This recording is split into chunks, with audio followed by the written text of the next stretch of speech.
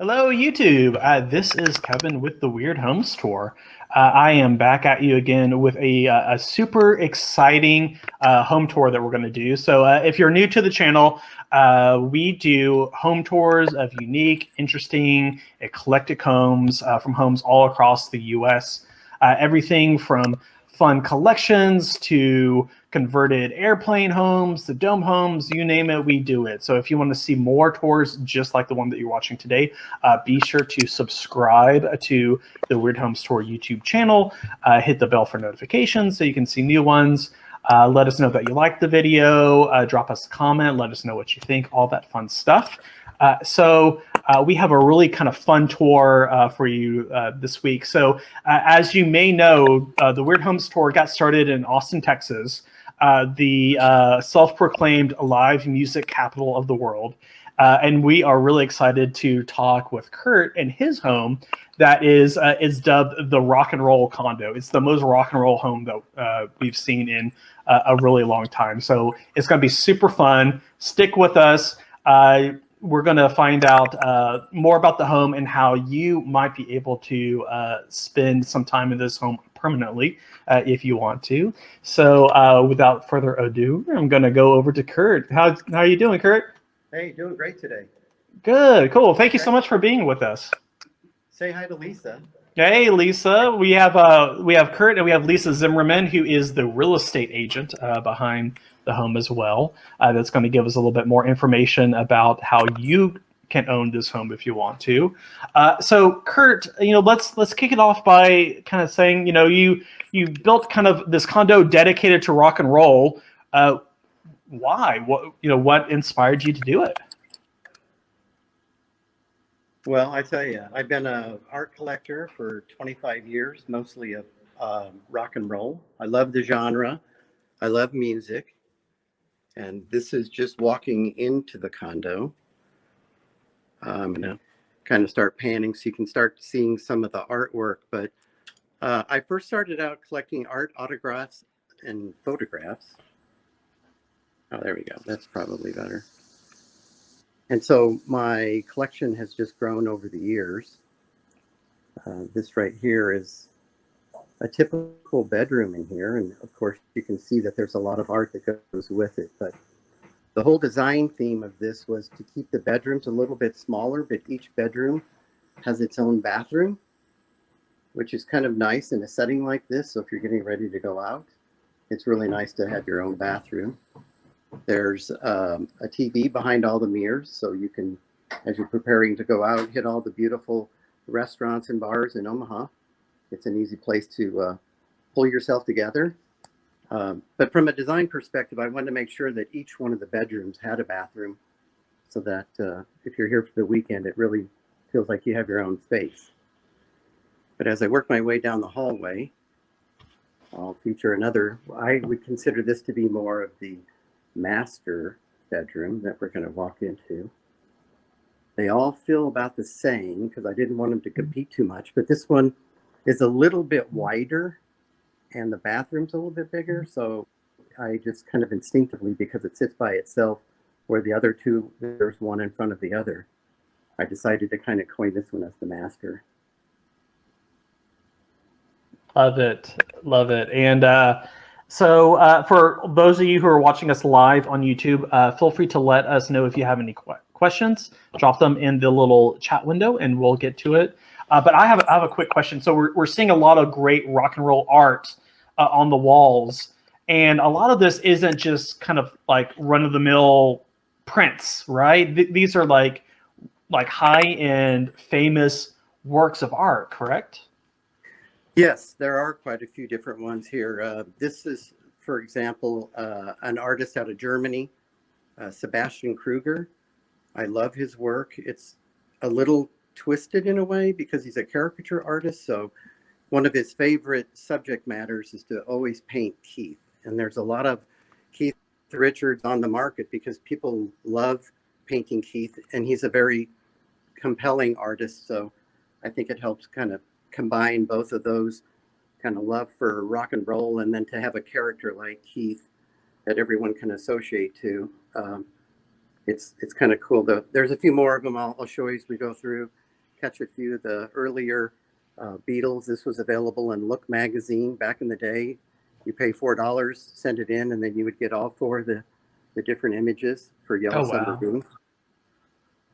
Now we're just looking backwards. That's the door that you came in, and forward of this is the first bedroom.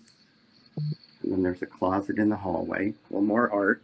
You get to the forward second bedroom. It's the same configuration as the first one I showed you without having the bathroom light on. So everything is reasonably, from a fixture perspective, all about the same. And then, of course, there's just different art that's featured in every one of the rooms. The whole idea of the way it was put together was to have lower ceilings when you first come in. I designed a lot of day spas in my earlier part of my career, so I really wanted that lower, closer feel, more of a quiet approach to where you would be sleeping. And then all things lead to the front. Now we pulled the shades down. It's a beautiful day in Omaha, but I think it'll help capture a little bit more some of the different features. So once you get into this bigger great room, the ceilings get higher, and we'll walk up to the windows when we come back down from upstairs. But let me come back as I kind of pan this around. This kind of, I guess you could call it the bar that you sit at. It's kind of an older school type design where you get a chance to sit in these chairs and you're up higher by 3 steps. So you have 3 steps to get you to the top. So when I'm hosting, I'm able to stand back here and we're eye to eye.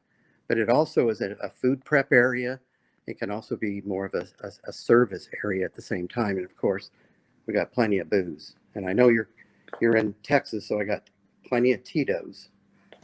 Thank you. So right across from this is the martini bar.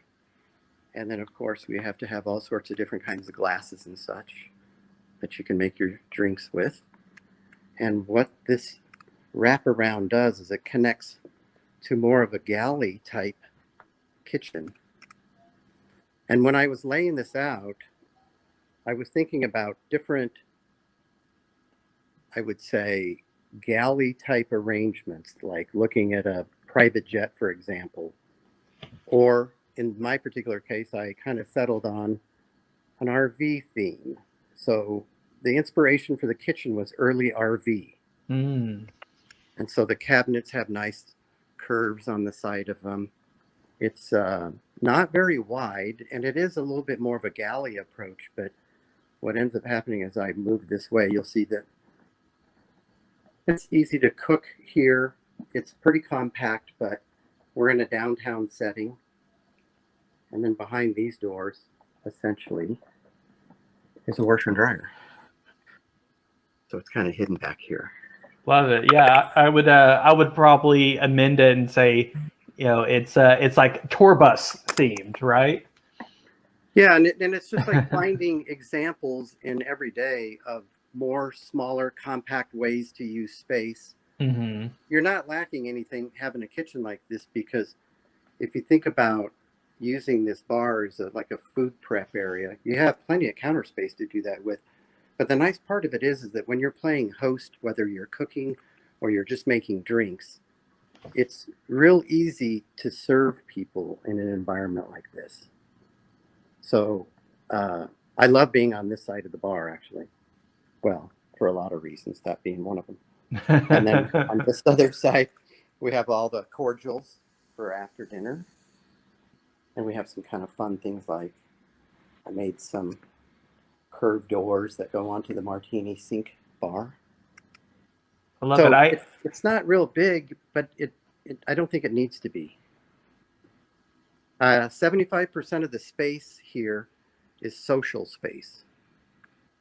And it doesn't feel like that because of the way the bedrooms are arranged.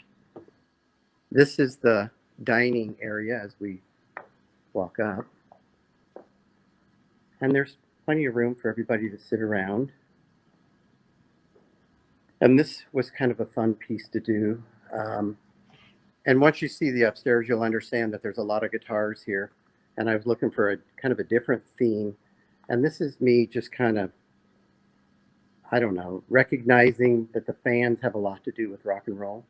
And then there's a saying by Paul McCartney, being in the audience actually looks like quite a bit of fun, which is really kind of cool because you're Paul McCartney. Of course, you've never been in the audience. You and I had a quick conversation earlier about these guitars made by an artist out of Austin. And what's kind of fun about when you collect is I reached out and said, like, here's the thing, I love these guitars, and I would like to have 3 of them, and I need them all to be different. So it took me, I think we did this over a period of a year, maybe, just like every 3 months or so. It'd be like, all right, I have another one done. And then kind of panning back, this particular chandelier was made out of 5-gallon water jugs. They're a little bit more unique because they call it Mexico glass because it doesn't have those big heavy bands on it. So the glass is rather wavy. And I found 9 of them, and I needed 9 of them because I broke 5 of them just to make sure I ended up with the 4 I needed. And then love it. And you created the chandelier, right? Yes. Oh, wow. So the completely unique, one-of-a-kind chandelier right here in the dining room. Well, I'm a builder and a manufacturer, so all of the metal work in here, all the cabinetry, all the interior doors, that light box, the chandelier, my steampunked wall, which has about 4,000 rivets in it, was something that I made in our shop. I think doing a space like this, what makes it unique is that there's a lot of different kinds of materials here. When I made this dining room table, I actually had to pour the concrete in place after it was put in. So that was kind of fun, but it's working with a lot of different kinds of materials and trying to blend different kinds of design themes, such as you'd find steampunked in here, you would find industrial, contemporary, traditional. And then I think probably the challenge from a design perspective is how do you not let one of those themes dominate? Because when you mix aluminum into the mix, it's a very cool material. I mean, literally. But you have to really find ways for all these materials to play well together. So that's basically the first floor. There's a few more features. Ron Wood, who actually is a Rolling Stone, is an amazing artist. This is part of a collection called Painted Black. I have quite a few Ron Wood paintings.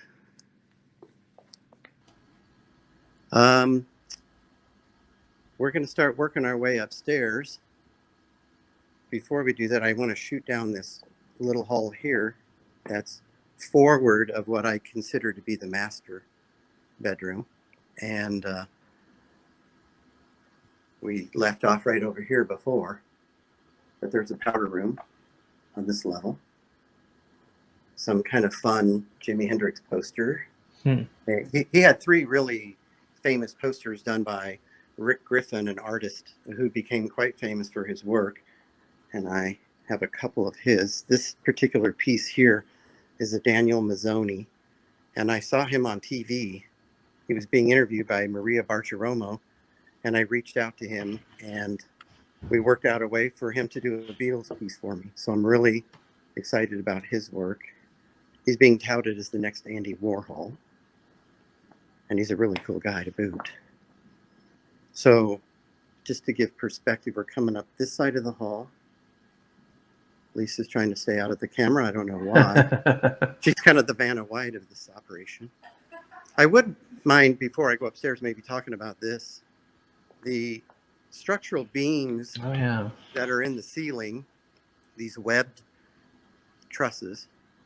This is the last one because I took them down. I'll show you when I get upstairs to put in box beams so I'd have more headspace upstairs. The last one I turned into this kind of a feature where I could have a fireplace. And it's kind of weirdly interactive because the glass that's in there started out with big chunks. But as it heats up, they break up into smaller pieces and then I use my tongs and I take them out, and it's an ongoing piece of art because it's always ever changing. But like having the fireplace here in the winter for sure.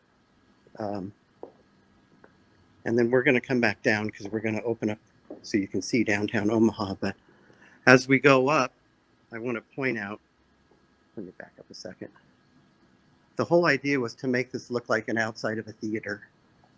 And it's right above the martini sink. Mm. But it's called Legends Lounge, and it's where legends come to play. And playing doesn't have to necessarily be an instrument. It could be just that we're here to play. And then the idea of having the marquee, I thought would be kind of fun. And we had an old city auditorium that they tore down, and I bought a bunch of the old letters so I can actually change the sign itself. I have the Rolling Stones, Janis Joplin, Jimi Hendrix, but it's just kind of a fun feature to have. So this is just a place where you can kind of hang out. We're having a cocktail party. And then as you get farther into the space, there's plenty of guitars that are featured. And this feature here, I painted on the wall. You know, it kind of looks like it's been on a building for a long time. Mm. C.F. Martin, oldest guitar company in the United States. A nice little easy sit around, 57 Chevy, kind of an old pickup bed, a 48 Dodge. This particular, let's see, let me move this. This is kind of fun. This is a guitar pick coffee table. I love it. For the furniture, is that all custom made, or did you find them somewhere? I had an artist do the furniture. I made this in my shop. I didn't weld it. A friend of mine did the welding around. It's called a roll of dimes. There's 20 hours of welding that went into making that fender. But it's kind of a fun piece. And then you'll start seeing a lot more guitars. Quite a bit more art. Let me back up. It'll probably help to see some of this. Shuffleboard, very social game. Every beer and booze company makes a guitar. So it wasn't hard for me to get on eBay and find all these. So as we work around, I'm gonna swing back around. There's Lisa again. She just keeps showing up, and it's okay, Lisa. No, but this way you can kind of get a little bit more of the orientation as I back into it, because the shuffleboard table's here. Mm-hmm. This particular bar was really fun to make. People always ask me, does it open? And I said, well, it is made in two pieces, but because I have so many guitars up here, I was looking for something else to make the bar out of. So I just decided to make a giant guitar case. And then I paid a little homage to Les Paul. And this was Les Paul's real address. And I just made a stencil and put that on there, almost like, if lost, please give this back to Les Paul, the grandfather of the electric guitar. So it was just kind of a fun little thing. So you can sit about 6 people around this particular piece. Not quite done with this yet, but this bar here is quite fun. That's so cool. So these are little mini refrigerators made to look like Marshall amps. This particular Marshall amp is going to be my beer tower. And these are classic microphones. You'll recognize the big Fat Boy Elvis one here. And then this refrigerator, when I'm done, will house the 3 different beer selections that I'm going to put in. And then I made this at the office out of solid surface, which a lot of people know as like Corian. So the sink itself in the bottom is flat, and all these grooves are cut so that everything drains back into the corner. But this will be easy because there's a pull out in the faucet, and I'll be able to rinse stuff down. But to the legends, cheers. Come over here and get a beer. And for the bar, are you like, did you actually go out and like buy Marshall like replacement knobs and parts in order to create the fixtures, or like how did you get Some such an of them. authentic picture? The refrigerators you can buy this way. Mm. This was some stuff I cobbled together off of eBay, and I made this top piece to hold that out of buying corners and this material that they use on the outsides of the amps. And the same thing with the travel cases is called Tolex. Mm-hmm. So I can just buy it by the roll. So I'm able to go out there and just duplicate a lot of this stuff. But it's I have quite a bit of stuff like the insignias and some of the knobs for some different other places I'm planning to use some stuff. And here's a strap that would go on a travel case, Mm-hmm. stuff like that to make handles and things out of. As we work our way around, coming off the backside of the shuffleboard table, this is a 1969 Seeburg residential jukebox that holds 100 albums. Mm. They only made these pieces for 2 years. I found this right outside Chicago, and it was being sold by a man that worked at the factory for Seeburg. Seeburg was the biggest manufacturer of the commercial ones that you would see in restaurants and diners and such. But it's a really cool piece, and it works like a console. So it has AM, FM. And then this remote is just sitting on top, and I can move it, but you can dial in some albums, if you can imagine that. This Greg Allman piece was something I commissioned from an artist named Tom Knoll. Love his work. And it's kind of fun when you commission, because you get a chance to play a role in the actual piece itself, where you get a chance to talk about things that you like about the artist. Here I sent a couple pictures because I wanted an early Greg Allman, but this guy's attention to detail is just incredible. Mm. Art is so compelling, so I'll give you a way to kind of catch up looking backwards. Coming across the bar. The whole second floor is all social space. I think I had mentioned that up here are the box beams to take the place of the taller webbed ones, so we'd have more headspace on the second floor. This is another Sebastian Kruger piece called Keith Pointing. And I have a lot of people that say it's kind of creepy, but there's something kind of creepy about it. But at the same time, I don't know. I just marvel at people's ability to paint like that. Heavy vinyl. So there's a whole album collection and you can select from. Have a lot of parties up here, and we have to always throw down the vinyl, which is very important. This is my Andy Warhol section. Andy featured here with Keith. I'm not sure what bar they're in. This is an Andy Warhol piece right here called Mick Jagger, of all things, number 147. It's signed by both Andy and Mick. Oh, wow. So it's kind of an interesting piece. The first question people ask is, you have all these guitars, but do you play them? And my answer is no, I don't. But this is a 62 Gibson 345 ES.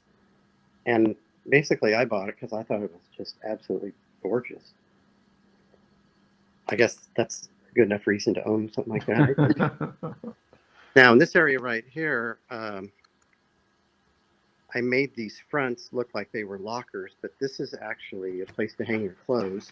Mm. And then there's a display here that have all the Andy Warhol tennis shoes that are the Chuck Taylor Converse style.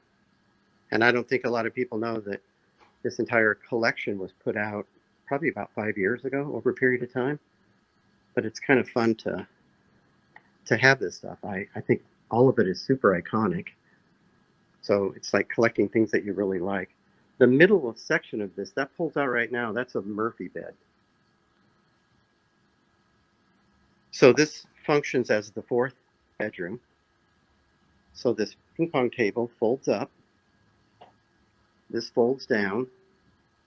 And then you can hang your stuff up in that closet. And the bathroom upstairs has a shower. So I'm going to turn this light on here just because people would probably wonder, how could you ever play ping pong? Oh, wow. But when I was growing up, ping pong was not really a game. It was more of a sport.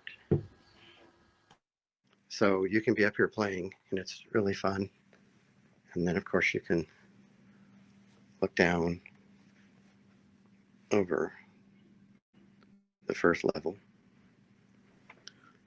My patriotic flag guitars. Got to have those. If y'all want to, we can do the Pledge of Allegiance right now. Ready? Oh, here's some kind of fun stuff. This is just kind of some Beatles stuff that I picked up over the years. I think people like to see some of this kind of trinkety stuff. But I just come across stuff in flea markets and what have you. And it's always been fun to have some of that stuff. Makes it easy to accessorize. So 100% social space upstairs. Yeah, this seems like it's the ultimate bachelor pad. It's the ultimate place for entertaining. It seems like it was made to socialize in, right? Yeah, totally. And I find it interesting that the social aspect is just what it should be to have a place like this. It's like coming together. The rock theme is a very easy theme to build around because who doesn't like rock and roll? Yeah, and as someone who plays guitar, who is a little bit of a musician, I'm just kind of blown away by the attention to detail by someone who doesn't play guitar. There's the straps, the cases, all the love of rock and roll is put into this home. Well, thanks. I appreciate the fact that Yeah. you noticed that as well. It's pretty easy for me to think in these terms, to be able to play with themes like this. And a lot of it is the attention to detail, but I think that's what makes it more compelling. So I really enjoy putting this kind of stuff together and playing with all the different materials. And it's really a fun theme. It doesn't matter if you're 15 years old or 90. I mean, rock and roll and music has its place. People feel comfortable in a space like this. There's a lot to look at. There's a lot to take in. But at the end of the day, people just love being in this space and they feel comfortable within minutes. And then Love it. Downtown, we're on the 5th floor. This is the old market. So this is where people brought all their crops and livestock to trade because the river's right next door. And that's how everything got moved east, was on the river. So this was the gathering place. So of course, like most cities, they've turned it into a lot of cool shops and restaurants and bars and all sorts of stuff down here. So this is really considered a pretty cool place to hang out. Love it. So you've built this really kind of wonderful, like, temple for rock and roll in downtown Omaha, Nebraska. David wants to know, why. So it's for sale. Why? Yes. Why would you sell this? Why are you leaving? Well, I purchased some property about 6 blocks from here. It's a corner, and I'm in the process of designing a 5-story residential project. And I guess as an artist, I just want to do more.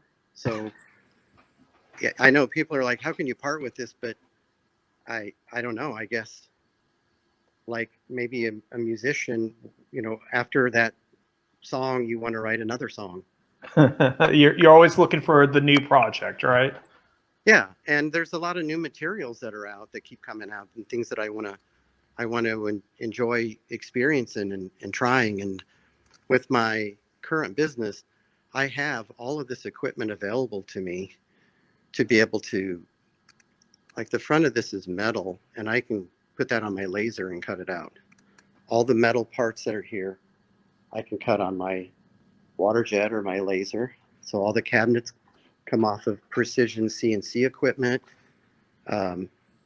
So I have a lot of different disciplines at my office, and it gives me a chance to kind of push the envelope of design. So there's a lot of takeaways from doing a project like this. That is probably, just so you know, the biggest question that I get asked the most probably is that, why would you want to leave it? And it's only the reason of wanting to do it again, maybe in a different setting, and it would maybe be a completely different theme too. Well, yeah. So if people are looking at this, you're looking for the new project. You do design work like this. If someone wants to contact you to kind of revamp their own space, how should they do that? Where should they go? Well, it would be real hard for me to actually do that.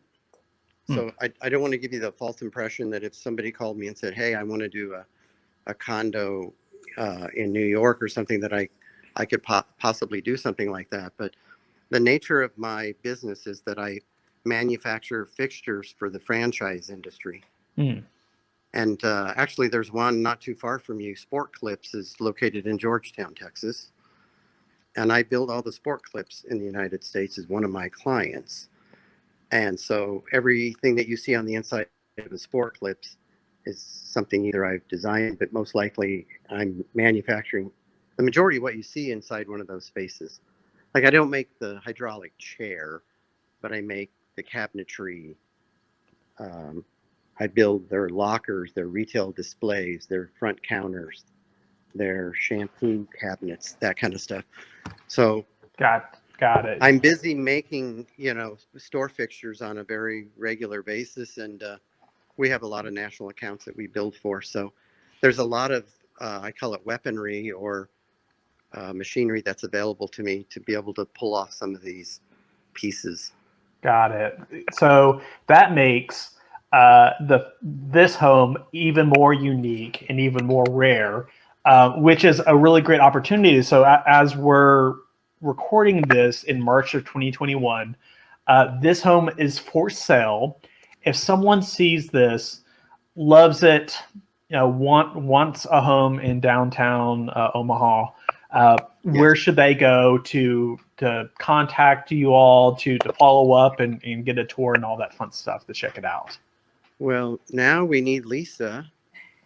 Lisa, how should people contact you? So you could email me, lisa.zimmerman@betteromaha.com. We're also online. We're 1101 Jackson, Unit 507 in Omaha, Nebraska.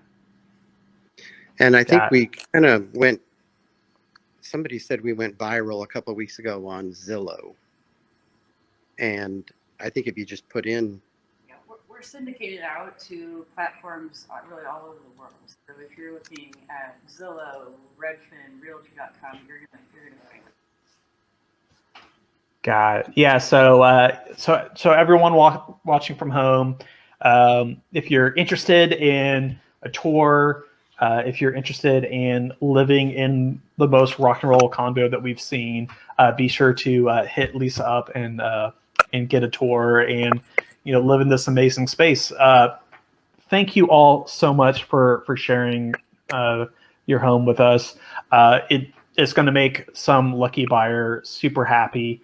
And I want to thank all the people who are watching us right now. If you want to see more tours like this, be sure to subscribe to the Weird Homes Tour YouTube channel and go to our website, weirdhomestour.com. You'll see over 150 homes that we've shown just like this and all kinds of fun stuff.